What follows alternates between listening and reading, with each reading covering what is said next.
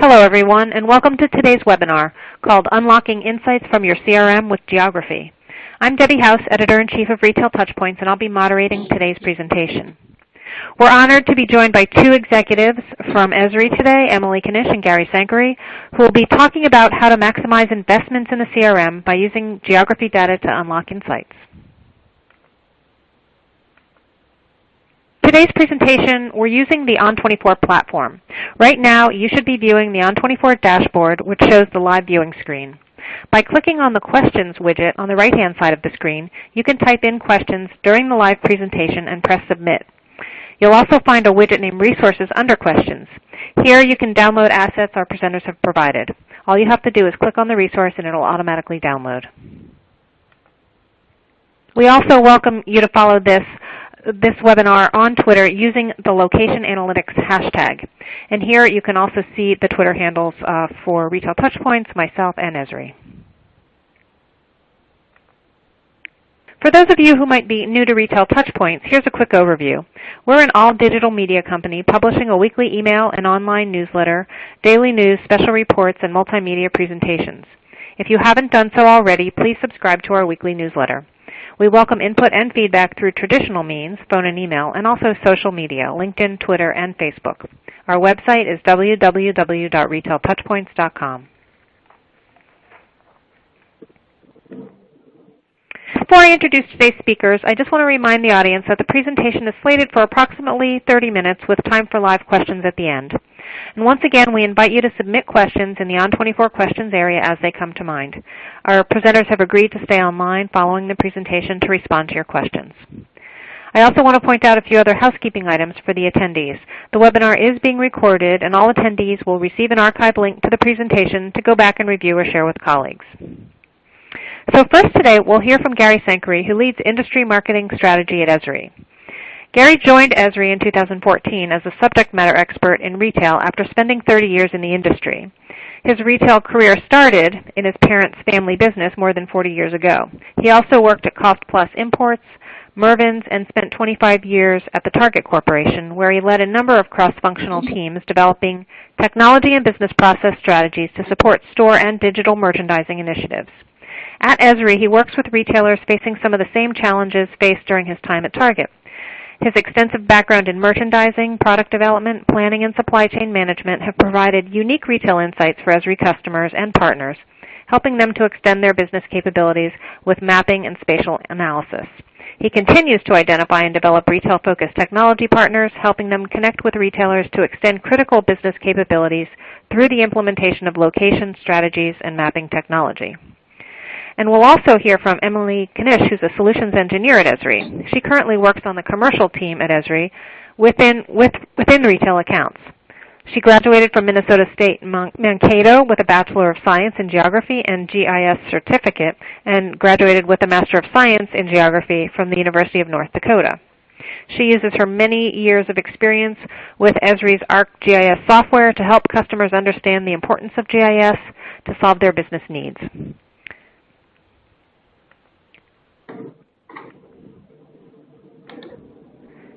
So now I'm going to turn the presentation over to Gary to kick off. Welcome to you, Gary. Thanks, Debbie. So I'm really excited today. One of the things we hear a lot about when I'm out and talking to retailers is I have this data. I have a lot of data that we're trying to understand, and can you help us to make sense of some of the things that that are already in our enterprise? And the CRM, I believe, is a great place to start. So our goal today is really to talk a lot about how GIS can help you to consume and interrogate data from the CRM and really get to insights that you just can't get any other way about your customers, where they are, what they like. We're going to do some discussion about trade areas, and we'll talk a little bit about what they are, why they're important, and how we can create them. And then using the information that we have from the CRM and from your internal data sources and Esri as well, to be able to attribute your CRM to support segmentation and personalization. And finally, it really doesn't do any good to do a lot of analysis if you can't share and communicate that throughout your enterprise. So we'll talk about some ways that we can do that easily and intuitively so that knowledge permeates your organization. Okay, so to get started, I want to look at this report from our friends at RSR Research about customer sentiment.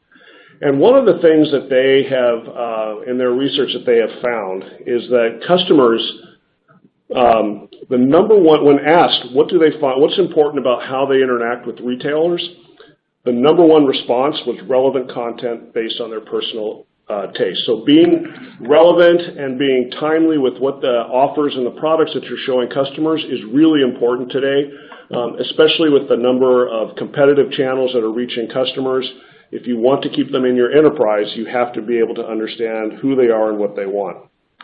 The other point that I thought was interesting that came up number 2 is that they want relevant content based on their point of interaction, meaning where they are when they get that communication. So knowing where they are, if I'm standing in the store giving them offers that are important at that time versus if they're at home or at work, all of this is how you're going to build relevant experiences for your customers.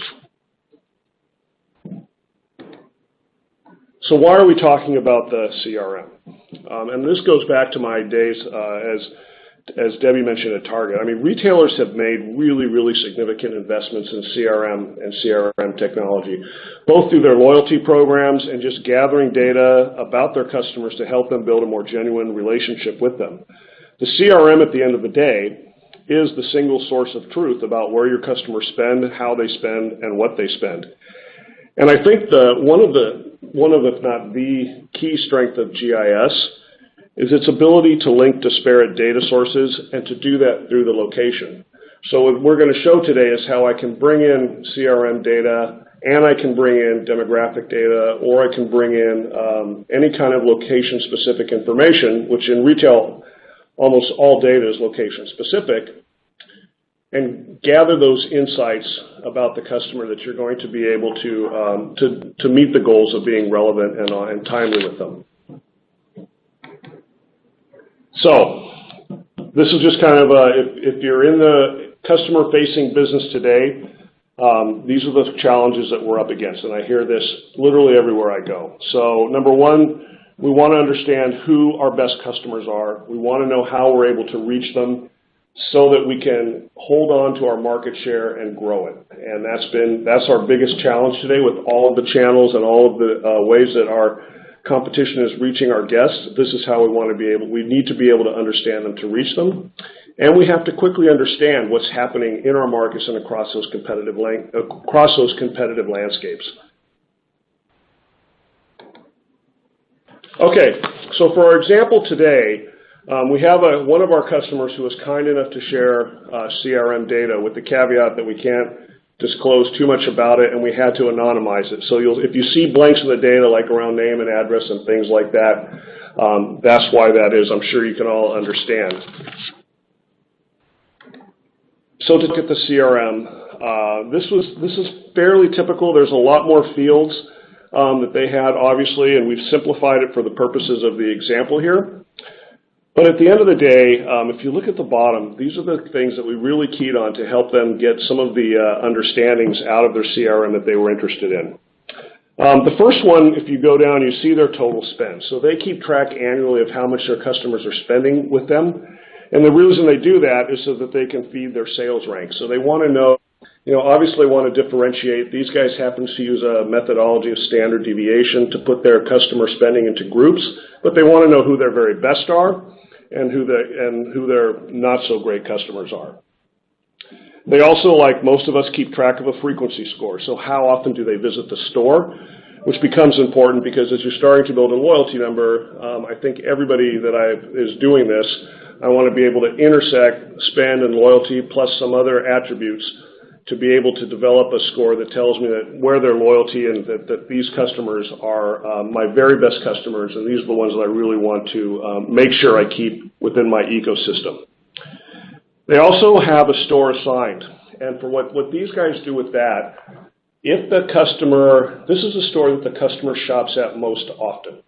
So if you have a chain and you have 4 or 5 stores in the market and a customer shops at 3 of your 4 stores, they keep track of the one, they assign the customer to the one where they spend most of their dollars. If the customer is 100% digital, they default to the store closest to their home address. And the reason they make that differentiation is that the thought process is, if I'm on a digital customer, I probably want to attract them into the store, because we know that customers that engage on more than one channel, either that use online and in-store, tend to be more valuable to the organization than customers that use only one. So on the other hand, they also wanted to make sure they capture those customers that, let's say, shop at the downtown store while they're at work and don't really visit their local neighborhood store, because the offers they want to put in that store need to be relevant for that population. And the last thing we have is Tapestry, and we're going to talk a lot more about Tapestry when we go on. So to give you just kind of a little quick view of how this looked. So they developed a chart, again, highly simplified and taking out a lot of the secret sauce, but at the end of the day, they index across annual spend, so that's pretty straightforward. They use a standard methodology, as I said, standard deviation to create these brackets. So if you spend more than $4,800 a year, you are a high customer, and if you below $1,500, you fall into the low. Across the frequency, the way they're defining that is a high-frequency customer is someone who is in the store once a month. A good customer is somewhere around quarterly, and this happens to be apparel. An occasional customer is once or twice a year. And then they have a category for lapsed. And what those folks are people who just we haven't seen in at least 12 months. And what those numbers indicate, the 3, 4, is really for the marketing team for their engagement strategy.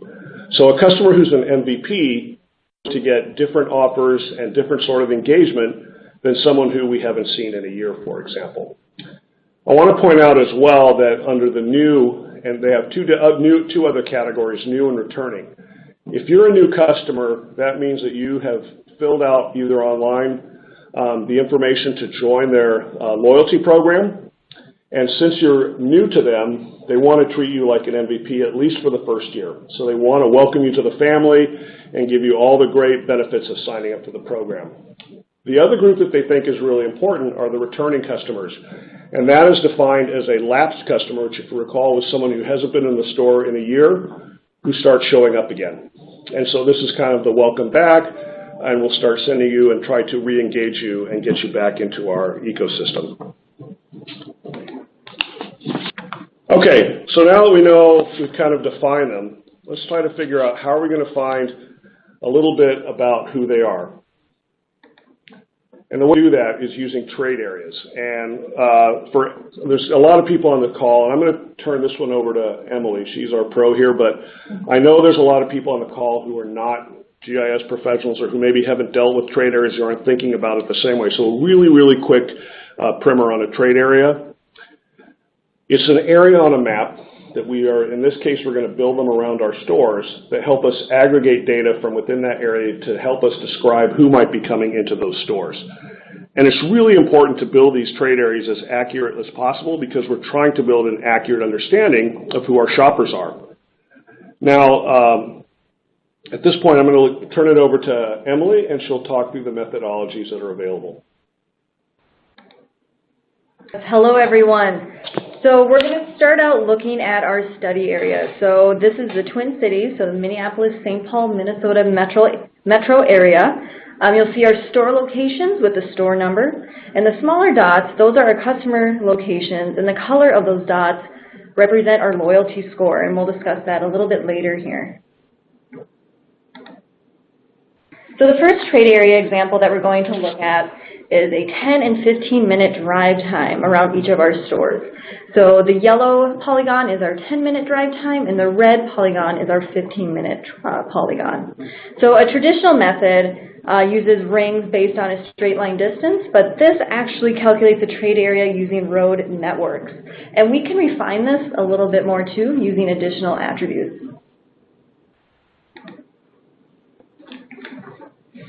So we just looked at drive time trade areas. Now these are trade areas created to capture the closest population of 10,000 people around our store using road networks. So each of these polygons we know that there's a population of 10,000 people within them.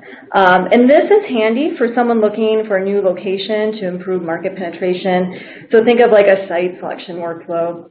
For our study, though, this does not represent exactly what we're looking for, so we are going to explore some other methods that we have available.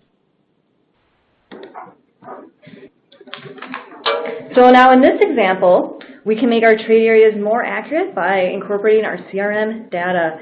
So using our customer's most visited store and their home location, we have created a trade area that includes 85% of our customers. Now taking a different approach, we built these areas based on total sales. So this is also from our CRM data. And these areas, so the blue polygons, capture 85% of our total CRM-driven sales for each store. And now we have these two different analyses, both from our CRM data, so the population-driven areas in orange, and the sales-driven areas in blue. We can use GIS to compare these areas. And as you can see, they're close, but we do have some differences. So I want to draw your attention to store 1157 there to the right. You can see that the differences are a little bit more pronounced, and we're seeing that stores on the outskirts of the metro area, they tend to attract customers that are further away. So these are our rural customers. So we know that they're traveling further. And this is going to impact how we assort and manage those stores. And based on our analysis, the trade areas that capture 85% of our customer spend, so the blue polygons, capture most of our best customers. So this is what we're going to use for the rest of our study. So now that we've settled on what trade areas we want to use, let's examine what they're composed of. So from a demographic and customer segment perspective, we can uncover more insights. So I want to call your attention to that pop-up window. There's some attributes summarized about our trade area. And you'll see towards the bottom we have dominant tapestry segment name, Emerald City. Well, what does that mean exactly? We're going to look at that a little bit closer here next. So tapestry, what is that? So tapestry is Esri's proprietary lifestyle and behavioral segmentation tool. So it comes with our software. All of our customers have access to it. And it breaks the U.S. down into 67 discrete segments, and it gives insights into lifestyle, spending, employment, ethnicity, and home ownership. And for most of the U.S., it goes down to the block group level. So just for clarification, block group is? About half of the zip. Okay, so here's an example of a tapestry map. This area that's highlighted, you can notice is Emerald City. So just who are these Emerald City people? So Emerald City, here's a report that's going to describe this segment. And we have reports available for all of the different segments. I'm not going to read through everything, but I'm just going to highlight some of the key points here. So on this first page, we can see that they're younger than average. They're very well educated. They tend to live in older neighborhoods, so the first ring of the suburbs.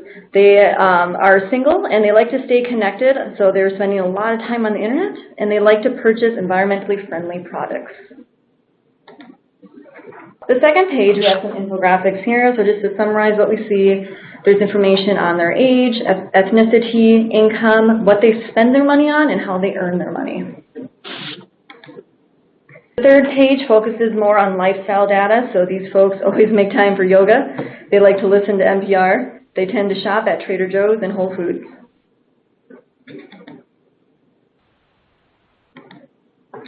Page of the report shows us where they are. So you can see some of the darker blue areas are where they're highly concentrated. And I want to draw your attention to Minnesota. You'll see a dark blue circle there over the Twin Cities area, which is located right within our study area.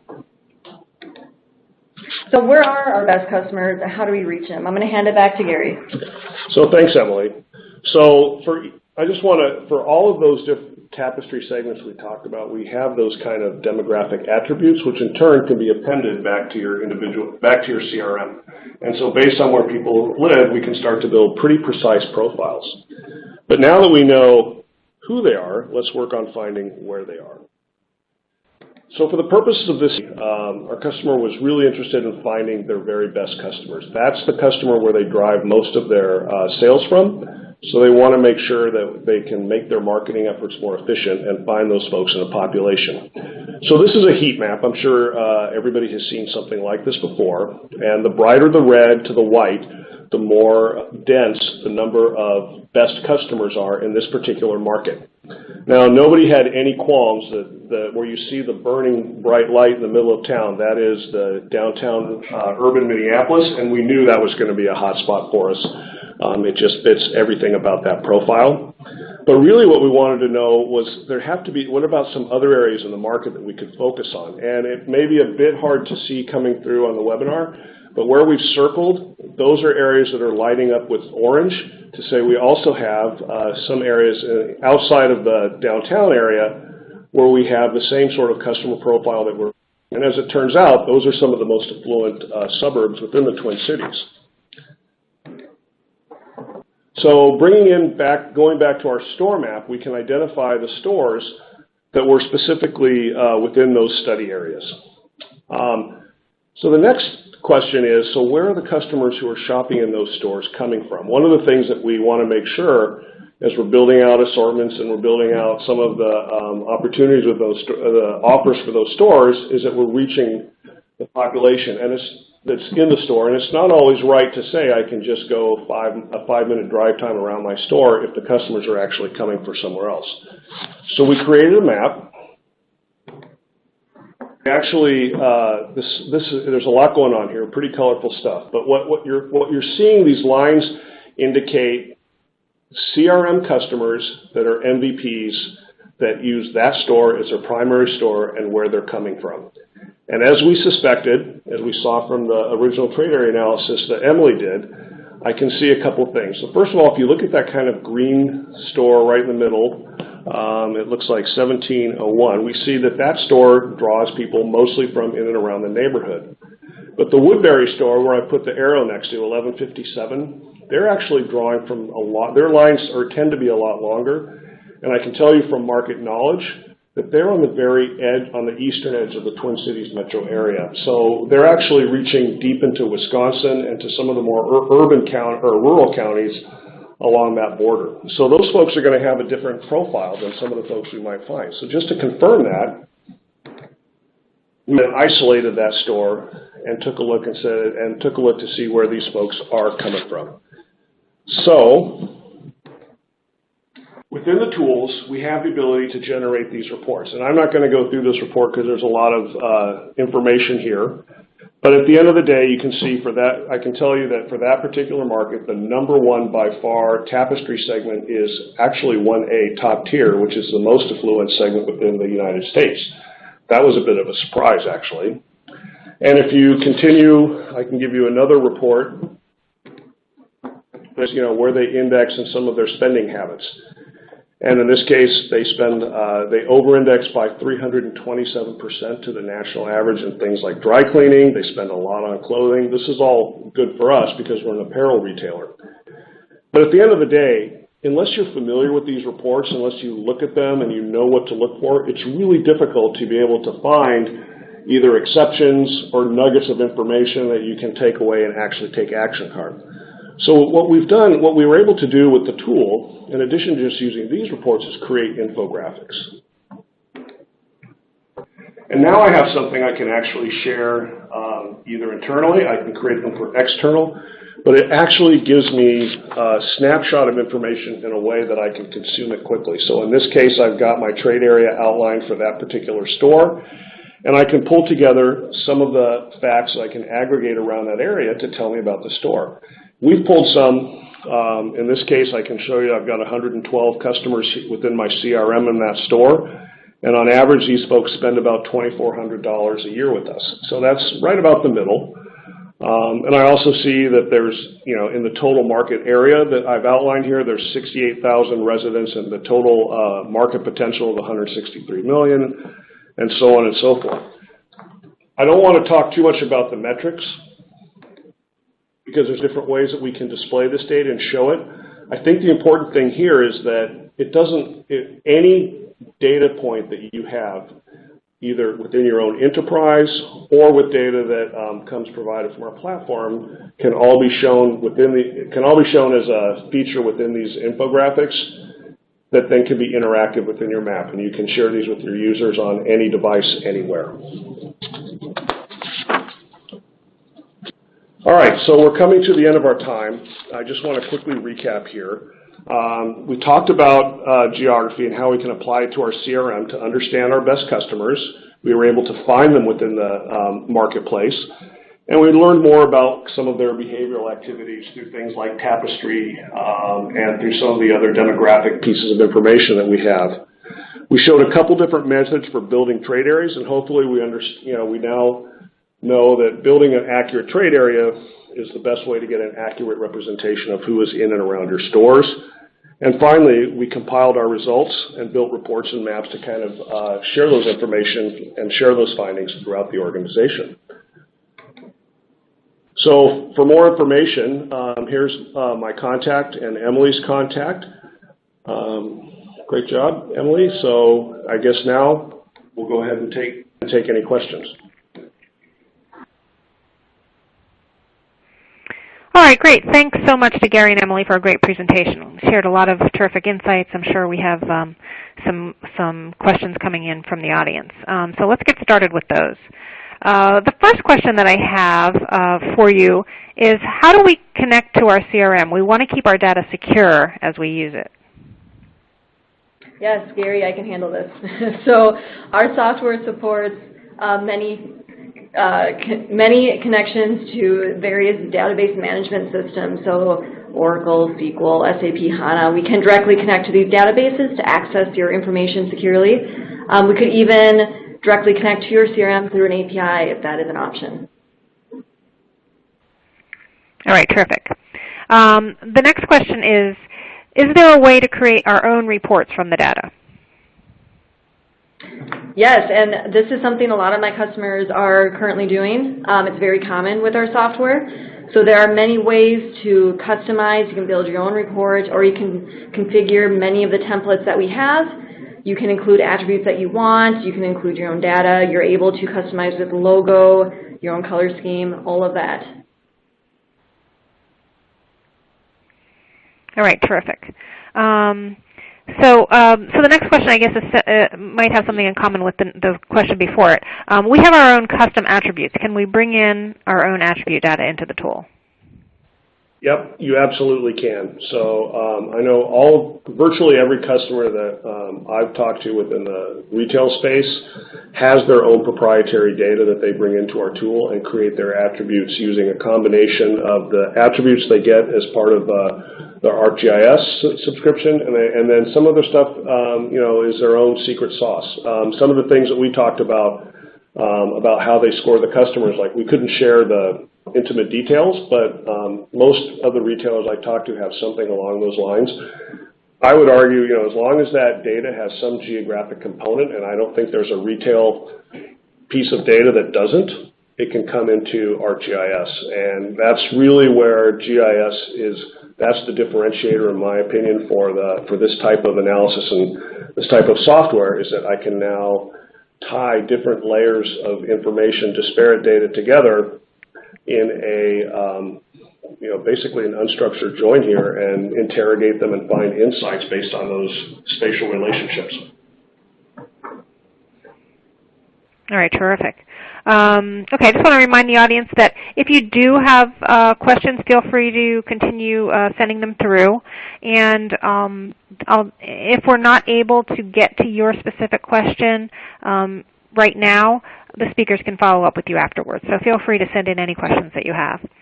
So here's one other question. How are the Tapestry segments determined? So let me take a swing at this. I know within the organization we have a team of demographers who bring in a lot of different types of data. It can be census data, American Community Survey data, demographic modeling, spend data, all of this information. They bring it together, they do the modeling, and then they take it down to a very low level of granularity to try to understand behavioral characteristics of groups of people within the United States. Okay, terrific. So I think that with that, we have a lot to think about. I think we're going to wrap up for today.